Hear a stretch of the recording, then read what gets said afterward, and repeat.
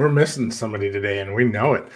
It's June 19th, and welcome to episode 87 of the Driving Forward podcast. Whether you're joining us live or listening on one of our 18 platforms, including Wreaths Across America Radio, where we broadcast every Tuesday evening from 7 to 8 p.m. Central Time, we appreciate your support.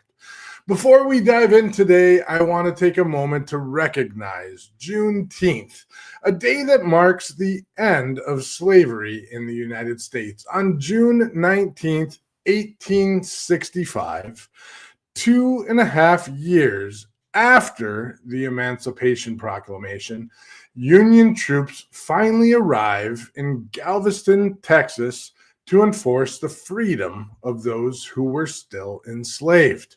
It's a reminder that freedom delayed is not freedom denied, but it's also a sobering reality of how long justice can take to arrive.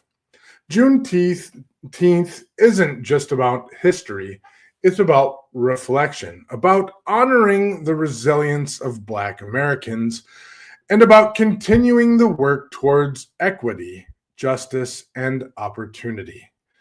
In this industry, in this country, in our companies, and even in ourselves. So today, we honor that legacy, and we keep moving forward with purpose. That's what driving forward is all about. Next week, we've got a crew at Samsara Beyond. Susan Mayo, Mike Turner, and Mike Solars will be on site, repping everything GLCS brings to the table and continuing our long-standing partnership with Samsara. If you're in beautiful San Diego, hit us up or the team up, and we'd love to connect while we're out there. Thursday, we'll be live from Rosemont, Illinois, warming up for the Freight Movement event. The usual GLCS crew will be there, along with Lexi Ferris from Upwell. We'll also have Jenny Malafarina from Virago Marketing on the team as well, part of the Freight Movement crew. If you're in the area, we'd love to have you on the show as well. Swing by at 1 p.m. Central Time. We'd love to say hello. Reach out. We'll give you the details. We'll be talking shop, trends, and the chaos of the industry. No topic is off limits. Then Thursday night, we've got a big one lined up with our Freight Movement Broker Carrier Summit Big Road Tour event. It's shaping up to be a strong crowd, probably 200 plus people. Keep an eye out. We'll drop the Eventbrite link in the comments. We'll be airing a best of episode the week of July 4th as we gear up for a full return at the I-80 Walcott Jamboree. We'll be live streaming for 3 days straight at another Freight Movement Broker Carrier Summit Big Road Tour stop. We've got a setup right on the asphalt. We've got a camper, a tent, chairs. So come hang out, relax, talk freight with the Freight Movement Broker Carrier Summit and Logistics Lounge crew. It'll be a lot of fun. We might even have some air conditioning if you're out there. I don't know if you've ever been to the I-80 Jamboree, but it gets a little hot out there. So we pulled some strings and have some power. We'll have a place to cool off as well. So capping off July, we'll be at the Minnesota Trucking Association annual conference the week of July 28th. And we hope to see many of you there as we close out the month of July strong. All right, folks, today we're not just swapping stories. We're tapping into the mind of one of Freight's most fearless voices. A jewel of the industry, if you ask me. One of my absolute favorite people. She helped build a brokerage from 0 to 80 million, then walked away to chase something bigger. She didn't just report the news, she became the story. FreightWaves, SiriusXM, great quarter, gals. Freight fraud, tech, tariffs, truth bombs, all of it. She made freight media smart, sharp, and actually worth tuning into, excuse me. And now she's rewriting the playbook in PR at Orderful, telling the stories that actually matter. Vision, swagger, authenticity. She brings all of it every damn time. She's bold. She's brilliant. She's Grace freaking Sharkey. And this is Driving Forward. Grace, welcome to the show. Oh my goodness, what an intro. Can I live up to it? We shall see. Of course you can. Of course you can. So great to have you on. We were having a good discussion before everything kind of got started here. So just kind of picking things up from there, I imagine. But let's jump into it. How have you been? I'm going to repeat that question. How have you been? I'm doing good. It's funny. I was just thinking about too. The last time that we really got to talk was stuck in an airport for. No, it was Matt's. It was Matt's. Oh, but that's right. Yes, it was Matt's. So it's all blended into each other. Yes, that's right. But we had a really good conversation in Vegas. So we were stuck there for like 7 hours. So it was a forced great conversation. Yeah. So normally we're always like having to run circles around each other, at whatever event we're at. So we got forced to sit next to each other in Las Vegas for a whole bunch of times. So that was good to be able to catch up there. But yeah, we got to go out to dinner or whatever at Matt's, I think, with a big crew. That was fun. Duh. Yeah, of course. There we go. Yeah, that was a great time. And I love Matt's. That's always a good time to like talk with the drivers directly. Even in this role, it's like you have to remind yourself, like, what are we powering with technology at the end of the day, and to see those individuals and to be at that event and just see the amount of love and compassion that goes into trucking at that level, I think is just extraordinary. So I almost want to keep going to it personally, just to like level myself every year of why we do what we do. I think there's a lot of people that just continue to go to it, even though their role doesn't necessarily reflect on it. We had Sharm Chalaya was there this year. He was there with us at dinner. But I think there's a lot of people that go to it, and it's important for me to go to it. I feel, part of that industry, and just hearing the feedback from everyone and whatnot. It's the same thing with the Jamboree. Of course, we're going to the Jamboree for freight movement, but that's one of the reasons why I started freight movement, is being able to get the pulse of that side of the industry and being able to reach out to that side of the industry. And I love the Jamboree too. So have you ever been to the Jamboree? I haven't. It sounds like I need to. It's a little different. That's actually where I met Evan Shelley too, by the way. So I met him a few years ago at the Jamboree. But yeah, have you ever been to the I-80 truck stop? I have been to the truck stop, yes. So they take about a third of that parking lot and turn it into an expo hall. Oh, wow. And then maybe a quarter of the parking lot. And then the other quarter turns into a beauty contest. So there's a massive amount of trucks that are there for the beauty contest. And, just all the drivers, anybody can come through, and they park and they can walk through the whole thing, and then they leave. And there's, a lot of people that come through it over a 3-day period. And we're basically going to hang out and talk trucking for 3 days. So, and just sit there and see who comes by, and the world comes by. Literally the world comes by. So, you never know who you're going to see there. So it's a lot of fun. That's awesome. So Grace, I'm going to start off with my initial question. You've navigated a lot of career shifts. So from leading a brokerage, becoming a voice in freight media, and now guiding a tech startup's narrative. What has the journey of constantly reinventing yourself taught you about who you truly are? My therapist asked the same thing.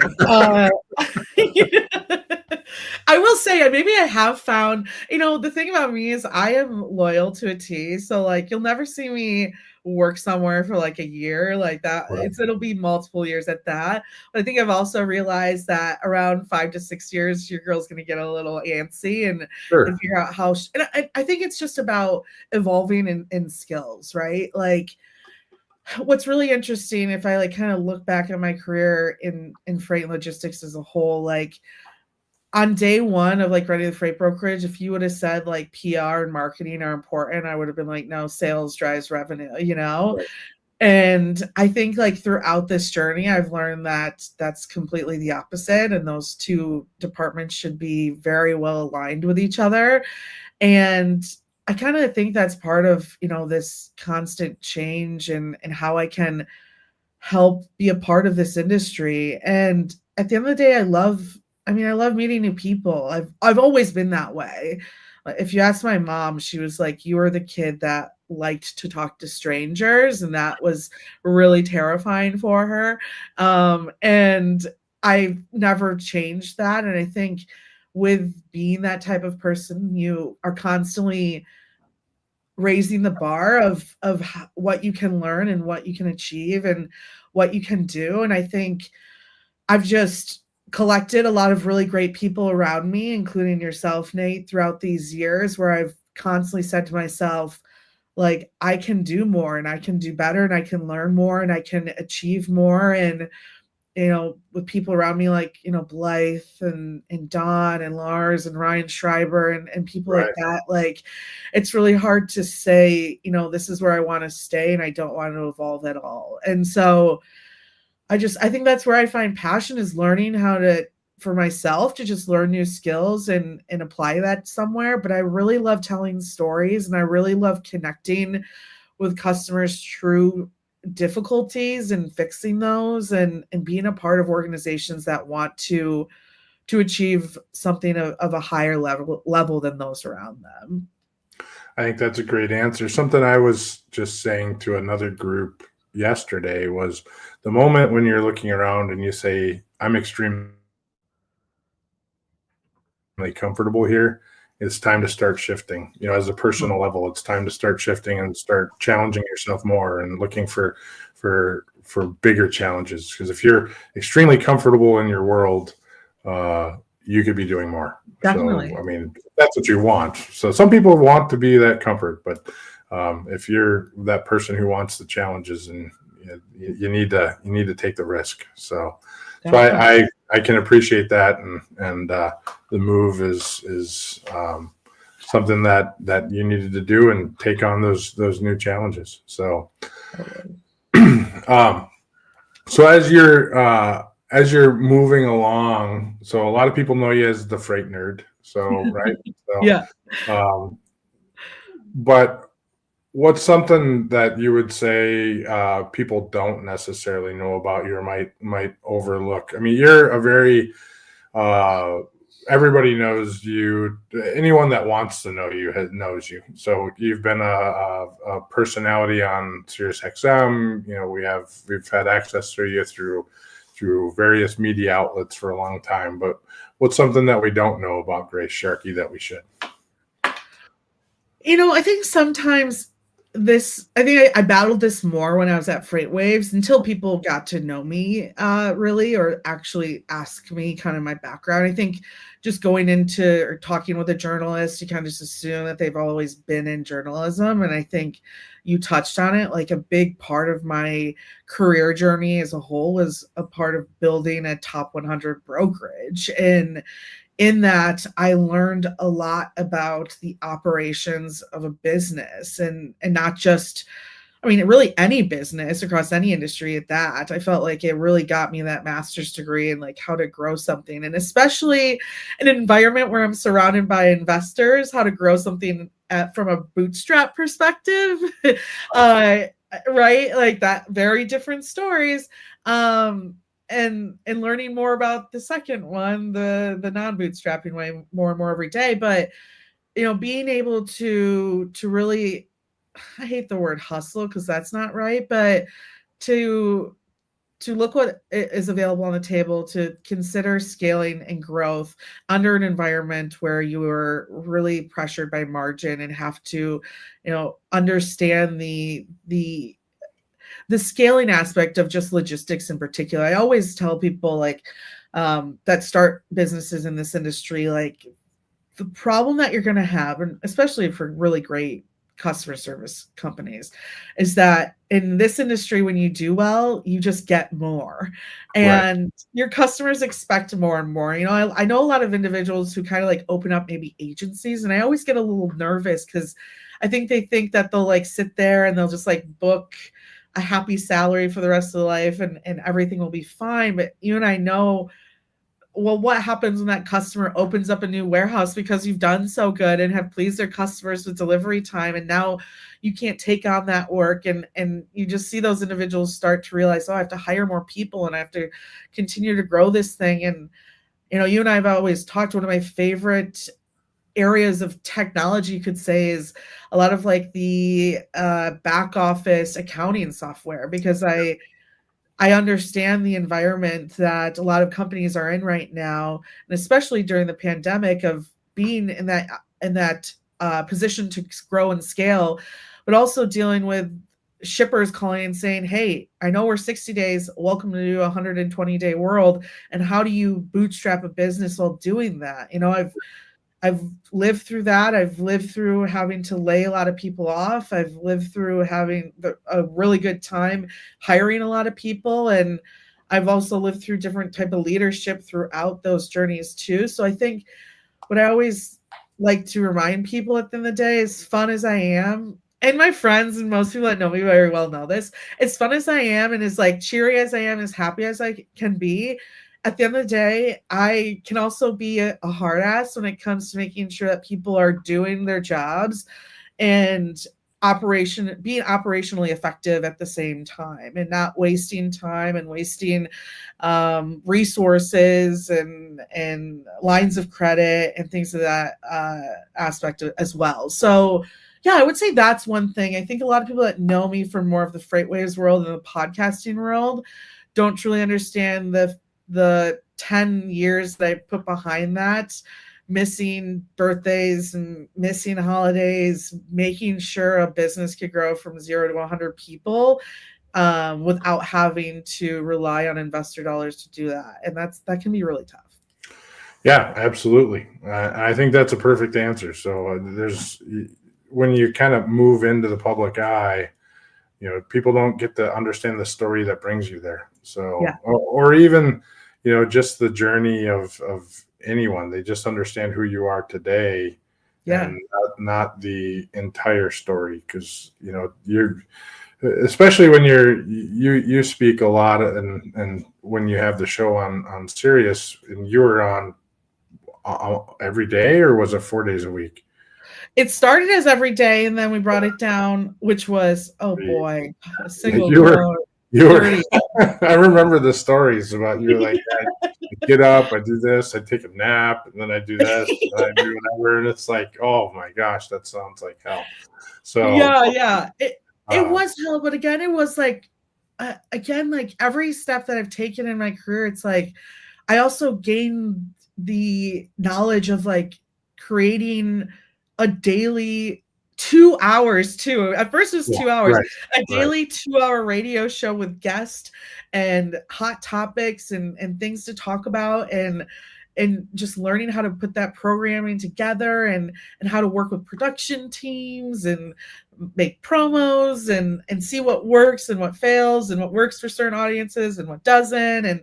And I mean, dealing with taking live call-ins from drivers, that can be a crazy time too. So is like nutty as that even 5-day 2-hour radio show was, on top of writing and everything else, like I don't regret it at all, because I just learned so much from it.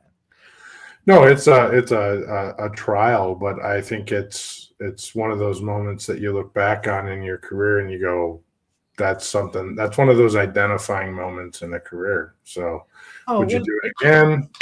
Kevin called me like on like a Thursday afternoon. Kevin Hill, we all know out there. This is when he was at FreightWaves, and he's like, "Hey, we have this, and I already heard about it through the grapevine, and I was like, oh, I wonder who's going to take it. He's like, we have this Sirius show that's starting on Monday. This is Thursday night.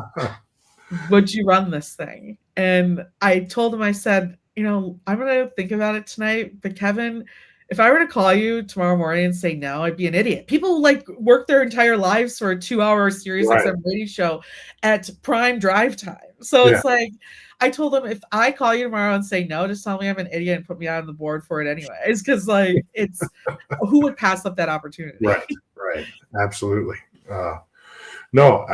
So, I mean, getting to know you through that show and then understanding that there's so much more that led to how you got to that show, I think that's important. So with that being said, so there's a management grace also that led to all of this.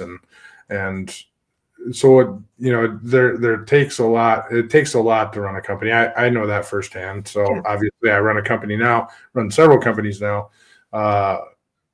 I ran trucking companies before, brokerages before, and whatnot. But let's jump in and talk a little bit about market. I don't necessarily want, if we go too far down the road, we'll occupy the next 40 minutes on market. Sure. But what do you think about current conditions? What's your thoughts about where we're at with the market? How do you feel the industry is currently performing, and just your current thoughts there? We haven't talked about this in a while, so yeah, definitely. I mean, I think what is possibly helping in regards right now, maybe we're not seeing it right now, but I think we'll start to see it, is we have a little bit more, and I say a little bit because I want to be cautious on it. We have a little bit more of an idea of what's happening, I think, with the tariffs at the end of the day. So that's helpful.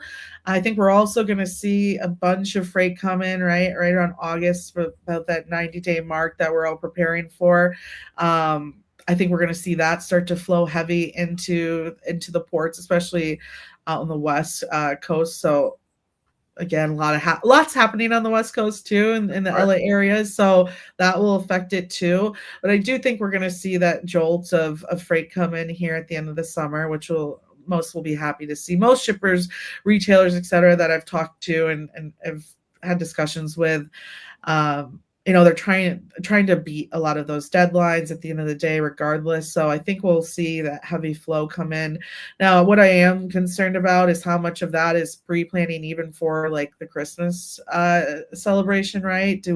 How much do we see flow that we usually see come in more of like September, October, into kind of beating these tariff deadlines? I think that is still kind of up for watch at the end of the day. Sure. I think what I'm most concerned with when it comes to the market is the rhetoric around, when it's like coming back, because it's like, what, coming back to what, coming back to when everyone was making a lot of money and having a good old time in COVID. That's never coming back. Never coming back. I don't think anyone's been saying that. So, So that I think that's kind of interesting to me, is like, I'm really excited over the next like 2 or 3 years for us to kind of see what maybe that new normal market starts to look like, just in general. But I think what's difficult is, I think there's a lot of, especially for the audience we're probably talking to more on your show, is I don't think it's going to come back to the point that's going to help with a lot of the elevated costs for fleets, right? So the market discussion is always interesting to me, because where the rates might favor a little bit more, I also do think that costs have gone up in a lot of places for drivers as well. And so what does that margin difference looks like? How much more difficult is it for you to run your business during this time? I think is going to continue to be very difficult for companies in particular. Right. And I'm also interested, with all of this like kind of fraud talk, I do see the FMCSA hopefully starting to, we've seen the administration talk about starting to really beat down on the carriers out there and their legitimacy. That can definitely help, I think, in places. But but I'm also nervous about who that could impact that maybe isn't being fraudulent maybe at the end of the day, if that makes sense. A lot goes into compliance, right? And I think you're going to have to prove a lot of that more, and that might mean costs go into that as well. Right. Yeah, I think a multi-prong approach on the fraud side, the multi-prong attack. So from defense is probably the better approach to it, where you have multiple agencies coming at it now from a variety of different angles, and we've had several podcasts about it. We've had many discussions about where different agencies are going with those agencies as well. So besides that, companies are starting to realize that fraud doesn't necessarily start with, you can't just go buy a highway and expect that you're fine. Yes. That's a good idea. If you're a broker, to potentially look at something like that, or a solution like that, or My Carrier Portal, or whatever. But just because you purchase that solution, that's not your only defense. So this starts at picking up the phone. This starts at turning your computer on. Really it's all processes throughout the organization and with every relationship that you have. So I see that from the market standpoint. I see, some of my major concerns are still macro. The micro concerns, I agree with you. I think we'll see some injections.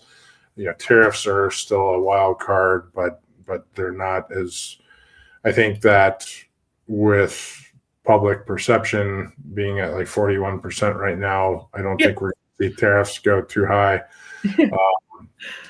But I think with construction still lagging, with all of these automotive still in the tank, with most industry areas still lagging behind, and I still go old school on all of this. I still look at the same indicators I looked at 20 years ago, because I don't have the time to follow all the charts. I'm running a company that's not moving freight, but I do work with hundreds of trucking companies, so I pay attention to what's going on, but I don't necessarily look at individual markets. But if I follow the macro indices, they're the same as what they always have been, and no one's ever been able to show me that they work differently. And when construction's up, freight's moving. When consumer confidence is up and people are buying things, freight's moving. When and none of that is happening right now, and it doesn't look like it's going to happen anytime soon. So, unfortunately, so I don't have great news on the market side. Other than that, there seems to be a lot of carriers exiting. So I don't think that's going to end anytime soon. For sure. So we did have a couple months of MC numbers.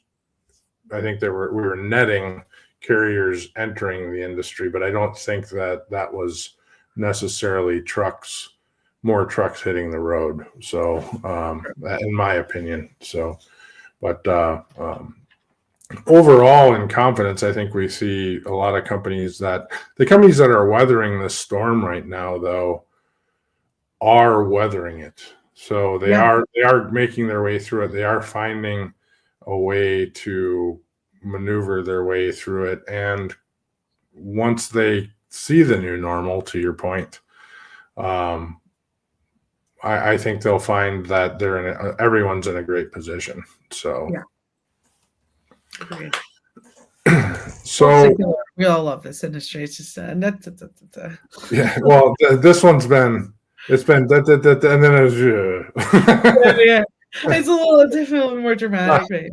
Not been great. So it's this one's been the longest one out of my 30 years by a long shot, and it's not been pleasant for anyone involved. So the only thing that we can do is just try to help everyone get as cheap as they possibly can. Yeah. So, and do business as lean as possibly as they can. So, and coming out the backside of this, that allows everyone to operate as cleanly as possible and grow and expand. And unfortunately, this industry doesn't necessarily make more money at that side. So it's not like rates are going to go exponentially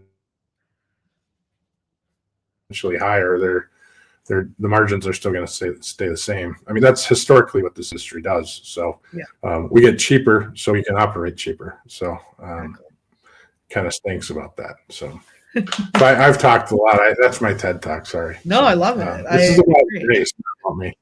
Yeah, right. So let's talk a little bit about your recent job move. So you want to go into that a little bit? Yeah, so I'm very, very excited. I've recently moved to, I went full freight tech nerd, Nate. I've said, you know what? Welcome.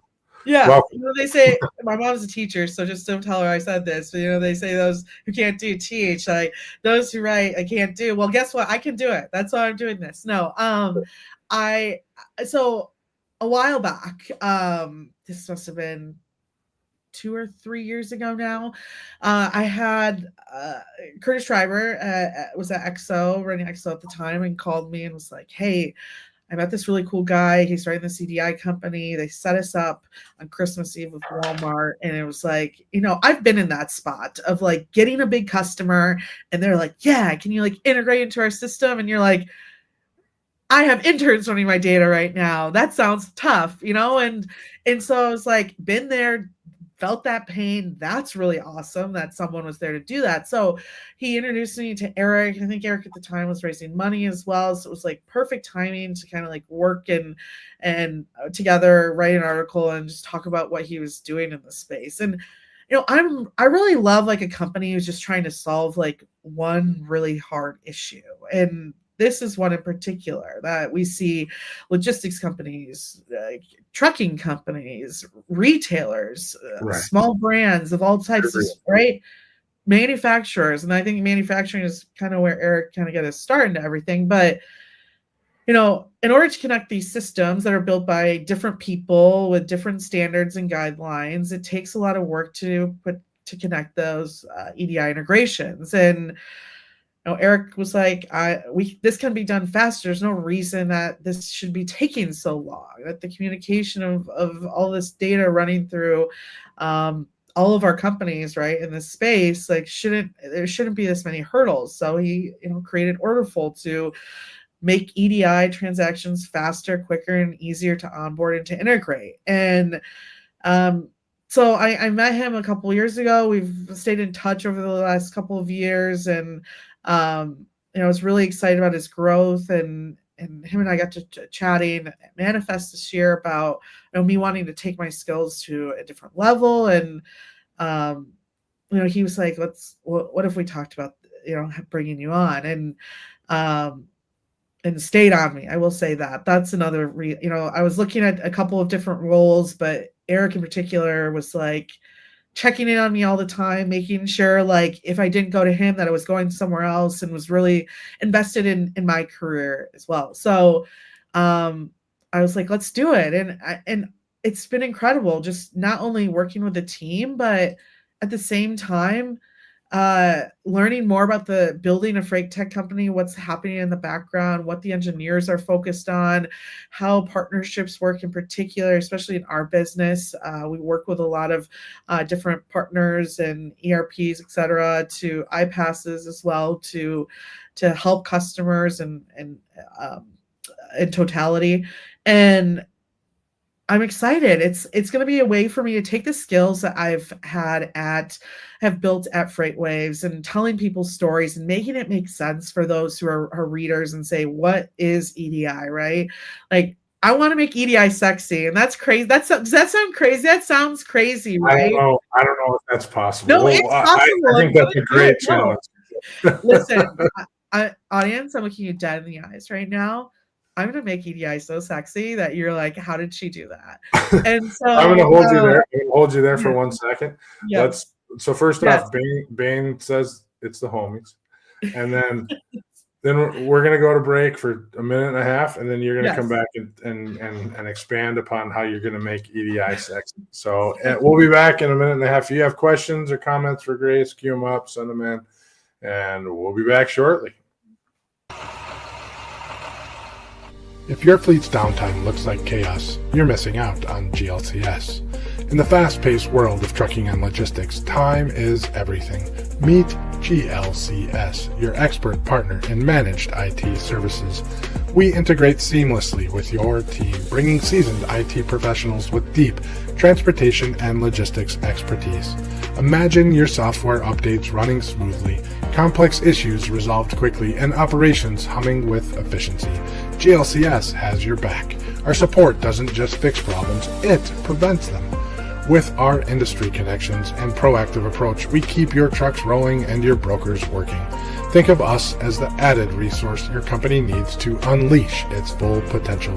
Visit glcs.net today and keep your business driving forward. GLCS, where efficiency meets expertise.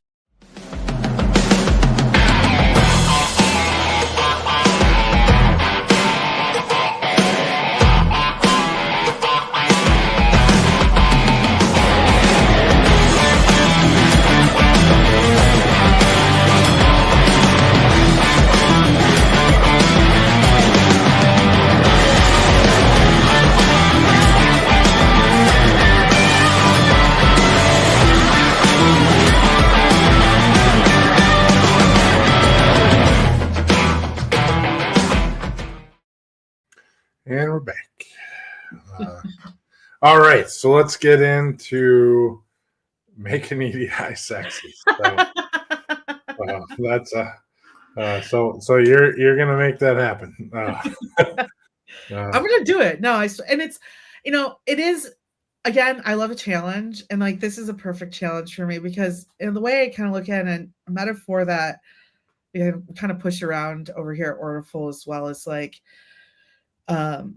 which by the way, I'm sure like the P44 team will love this one too. It's kind of EDI is a little bit like the pipes, right, in your house, right? Like the pipes itself are not sexy.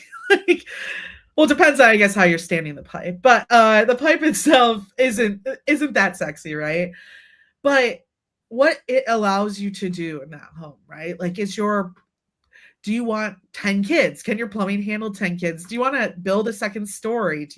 Have you built your home in order to accommodate that? There's what you want to do, the outcome that you want to have for your customers is fully based on, right, that under the cover piping that no one realizes is there. And as you're building a home, you just as equally need to bring in plumbing specialists to figure that out too, or else that'll delay the whole project. And that's how I look at that here. And I want to be able to tell the stories that connect with people in a way that make them think about their EDI integrations and capabilities in a certain way, right? And so that's really exciting, especially right now. Like a big chunk of our business is, of course, helping brands connect with realtors, right? And sorry, not realtors, retailers. Geez, got too much into the plumbing algorithm there.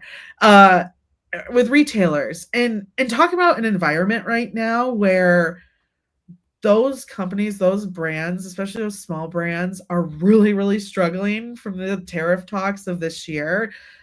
They don't need anything slowing them down when Walmart says, hey, we've accepted you, let's get this rolling, right? Or if Kohl's comes in and said, hey, we're accepting you, let's go down this path. I mean, for a brand out there to be able to connect with not just one, but the top retailers in this country quickly is very, very important. And so it's like we talked about at the beginning of this, kind of going to Matt's and understanding the truck drivers, are moving this thing. It's the same thing at the work that we do at Orderful. It's like remembering the human that we're helping at the end of the day with this really technical problem and this technical hurdle that I think all of us agree here at Orderful just shouldn't exist. How can we create guidelines? How can we start standardizing the way that this industry, this country, I mean, even expanding out into Europe and the rest of the world, right? How can we make trading easier and faster? And how can we connect once and get your trade data transferred and integrated as fast as possible? So I'm excited to tell that story and to connect with individuals. And I'm sure Nate. I mean, I always talk about technology and the different types of tech that people can invest in to better their business in this industry. But we all know for a lot of that technology, a big hurdle, right, is these little things like EDI integrations that just slow those projects down, like on an average of 90 days in this industry. And that's just insane. And we want to fix that. Or even more. Yeah. You have it depends on how many trading partners you're dealing with in this case, but EDI can be a huge blocker on some scenarios. So if you don't have a good partner there, it's a problem. So, and EDI is one of those things, 20 years ago, 10 years ago, everybody's like, we got to put EDI down. We got to find another solution other than EDI. And, for my entire career, I think people have been trying to figure out a better solution than EDI. I think at this particular point in the last 5 years, we've pretty much just decided we just need to make EDI better. Exactly. So, and there's a lot of solutions that are tackling that, Orderful being one of them. But it absolutely has to become better. It has to become better, faster, easier, stronger, more widely deployed, whatever. So, and EDI no longer is the old EDI of old either. I think some of it gets captured as the same 204 of 1995 or 1975. So it was around in the 70s. So it's old. So it's as old as it gets. So, but when you look at it, modernizing it, making it faster. We have some customers of ours that are running 95% EDI compliance with all of their customer base. So every order, every demand signal that they get, 95% of them are all EDI transactions. So all the way through invoicing. So, and that's you think that leverage point, that's a massive amount of reliance upon that type of a solution. So definitely. But a huge workload reduction. So you're not having to do anything outside of your systems to get anything done. There's no emailing of orders. There's no anything like that. There's other solutions that can help you do that now today too. So, that's awesome. I look forward to watching your journey of making EDI sexy and everything else that you do at Orderful. I know you're what, almost 3 weeks into the chair there. So it's about 17 days. You could say it. Fair enough. So I look forward to seeing what you can accomplish there. So thank you. So let's talk a little bit about. Let's just go in. I've got a few other random questions, I suppose. So let's do it. Women in logistics, or not necessarily that as in the group women in logistics. Let's just talk about your own personal experience. You as a young female executive in this industry, what did that teach you about advocating for others? You do a lot of that, so especially for women. But actually, I feel like you advocate for everybody, but I know you strongly are. You also advocate a lot for women in the industry too, but I do feel like you're an advocate for everyone. So, but can you talk a little bit about what your own personal experience was like as you were up and coming? Yeah, it's a ride, because I think, just like growing up, I've always been kind of like this guy's gal, like just friendships was closer to, my friends in band than I was kind of like the cheerleaders. I was just very like more sports focused and that nature. So like, I never was like afraid of maybe like entering a male dominated industry. I kind of actually appreciated it a little bit more, but I think what's interesting, especially like going into being a part of like the sales organizations and things like that is, it's just like understanding that there is kind of this second thought that goes through most women's heads and pretty much everything they do in the business world. And here's the thing, like, I am all for like saying that's, women should be confident in themselves and, push through that and everything like that. But also for eternity, we've been told subconsciously no. And so like I love being a part of like these discussions and situations where I can, like you said, advocate for and kind of hold my hand out and say, let me help you. And I think one of the biggest things I learned being part of a fifth wheel back in the day, and even at Freight Waves as well, with being able to pick stories and people I get to interview, is being an advocate in special rooms. So for example, like if you're a C-level individual at a company, understanding that when a new role is being discussed or when a good job is being discussed, highlighting the women and honestly all minorities. I'm that person. We're going to talk. It's Juneteenth. I'm going to get into it. And again, yep. I'm a hothead. Hate me for it, love me for it. I prefer you to love me for it, but just recognizing those individuals who are really working their butt off and showcasing a really good outcome as well. One of my favorite people I got to work with, Danielle Daves, who is killing it now in her own career, just got her master's degree, helping moving plane parts across the country now. She was an individual that I wanted to hire the moment I interviewed her. I was like, this girl reminds me of me. She's quiet. She keeps her head down. She gets work done.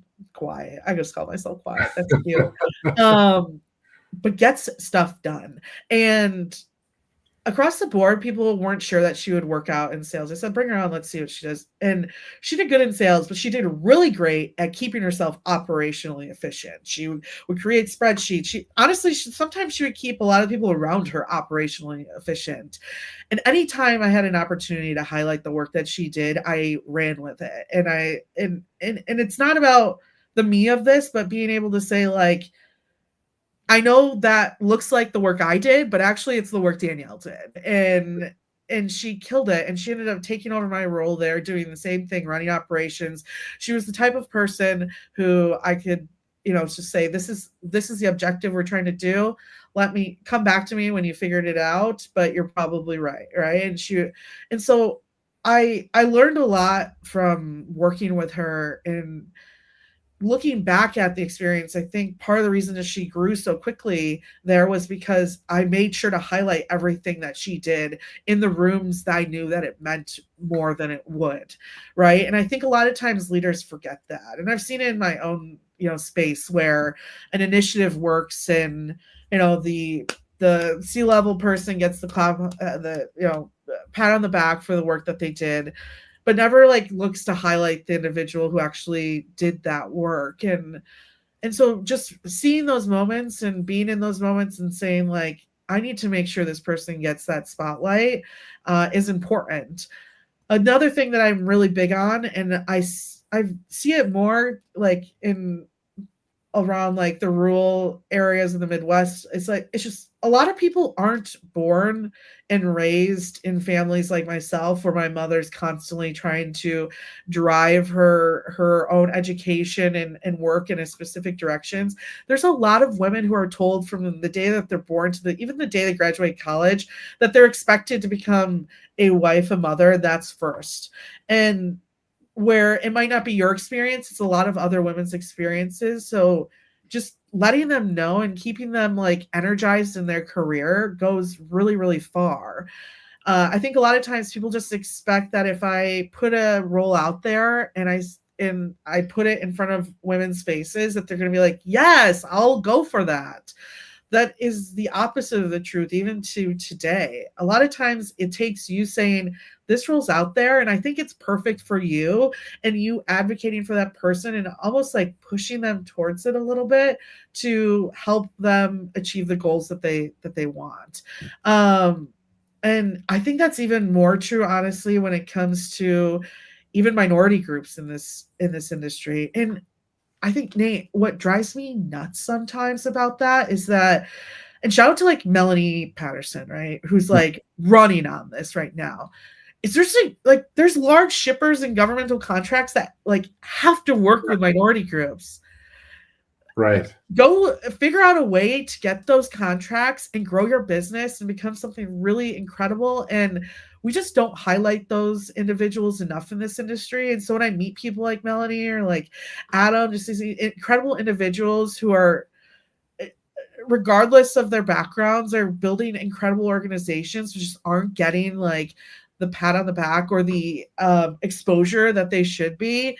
I want to highlight those. You've done that with She Trucking, right? Like I think that's important too. She at She Trucking, right, has grown a wonderful organization. And I think as much as like we want to talk about women in logistics, there are certain women in this industry that don't get that highlight.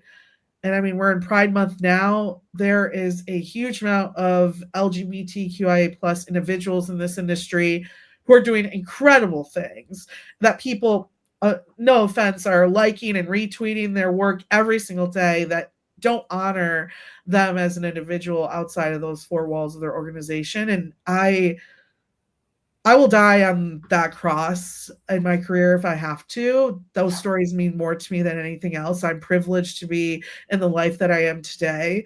I will constantly raise my hand and acknowledge that every opportunity I get. I have no fault of what my family's done, even in their own regard, saying something like that. And those are stories that I will continue to tell, and no one can tell me that I can't. That's absolutely. So I think there's a lot of amazing people in the industry, regardless of what inclusion area they may be in. So you've named a number of them, Adam, Melanie. They're two people I hold in a very high regard, and I don't know Melanie that well. She was on you and I talked about Melanie, and then she was on the podcast, and then I had a little conversation with her in Indianapolis, face to face, at Broker Carrier Summit. And actually, I need to reach out to her because we're in Chicago next week, and I wanted her to see if she would come to the Freight Movement event. But there's so many amazing people. So I think propping up those people who are honest and true, and that are just genuinely good people is what's important to me. So it doesn't matter who you are. If you're genuinely a good person, you've got my support. So totally. So I appreciate that point. And actually you knocked out like 3 questions or 3 points. So, right with that. So the whole section that I was thinking of, you're boom, boom, boom. So that's great. Now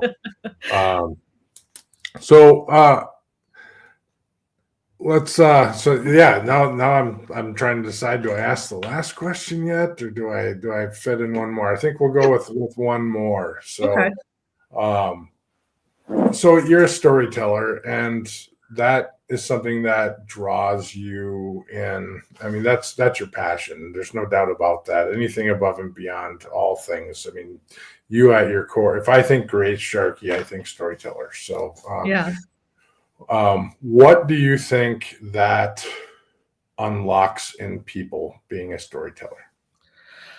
Empathy. Empathy at the end of the day. Again, right? It's like understanding, putting yourself in someone else's shoes and saying what's their problem. I mean, even something like Orderful, right? Like we're trying to change EDI.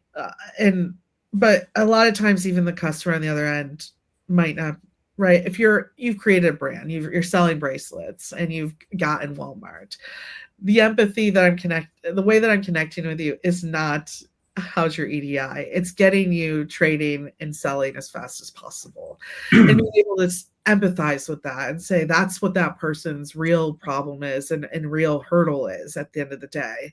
And I think that a lot of people, a lot of companies, a lot of press releases forget about that aspect of the empathetic side of what you're really trying to do for your customers and the problems that your customers are really actually having.